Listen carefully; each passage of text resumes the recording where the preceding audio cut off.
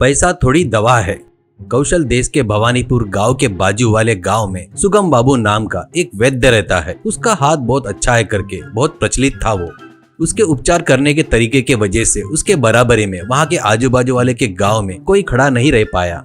पर वो इलाज करने के लिए ज्यादा पैसे लेता था, गरीब लोगों से कम पैसा लेकर उपचार करता था। इस वैद्य में एक खासियत थी, वो रोगियों को बड़े अच्छे से जांच पड़ताल करता ही था, पर उन बीमारियों का सटीक दवाइयाँ देता था।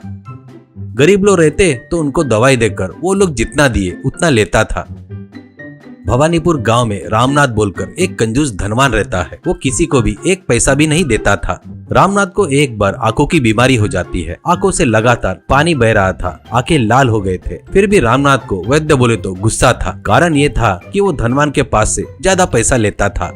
एक बार रामनाथ को बीमारी होकर वो वैद्य के पास जाता है तो इसके इलाज के लिए 200 लेता है। इसलिए कंजूस रामनाथ को वैद्य बोले तो गुस्सा था। रामनाथ को जो आंखें की बीमारी हुई थी उसका इलाज करना बोले तो वैद्य ही करना था, पर रामनाथ को तकलीफ हो रही थी। उस वैद्य के पास गए तो ज्यादा पैसा लेगा, इसलिए रामनाथ गरीब का नाटक करते हुए जाकर उस वैद्य के पास इलाज करवाना करके सोचता है।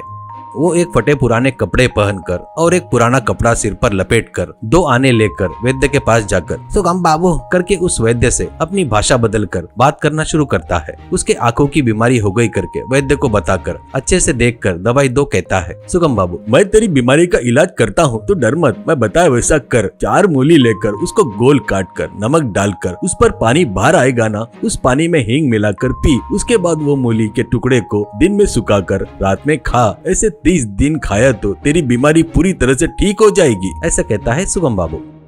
तब रामनाथ घर वापस आकर वैद्य ने बताया वैसा ही 30 दिन करता है, पर यह इलाज से उसको बहुत परेशानी होती है। हींग मूली की बास, नमक का पानी पीना, सूखा मूली खाना बोले तो अच्छा खाना खाने वाले को खराबी लगता है। 30 दिन तक चिकित्सा किया इसलिए बीमारी ठीक हो गई, पर रामनाथ की जुबान का स्वाद बदल गया और कम हो गया।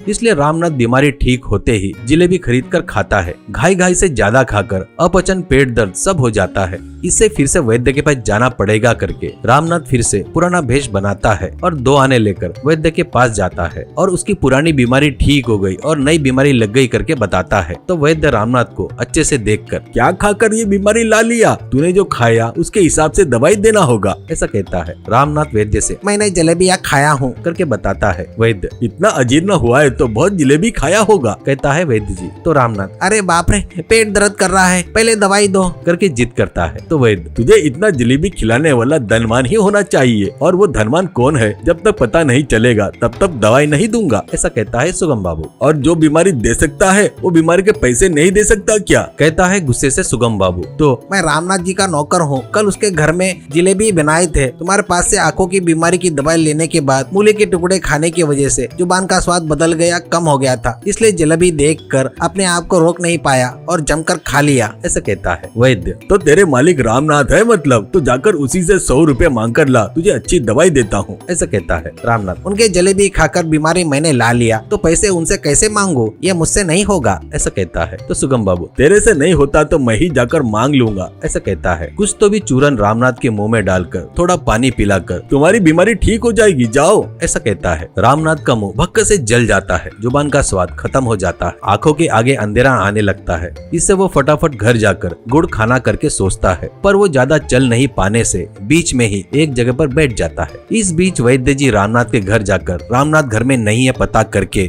वो आते तक घर पर ही उनकी राह देखता करके बैठ जाते हैं। इतने में रामनाथ जुबान अंदर बाहर करते हुए घर पर पहुंचता है। वो वहाँ पर वैद्य को देखकर घबरा जाता है। आप यहाँ क्या, ऐसा कहता है और एक कुर्सी पर आराम से बैठता है।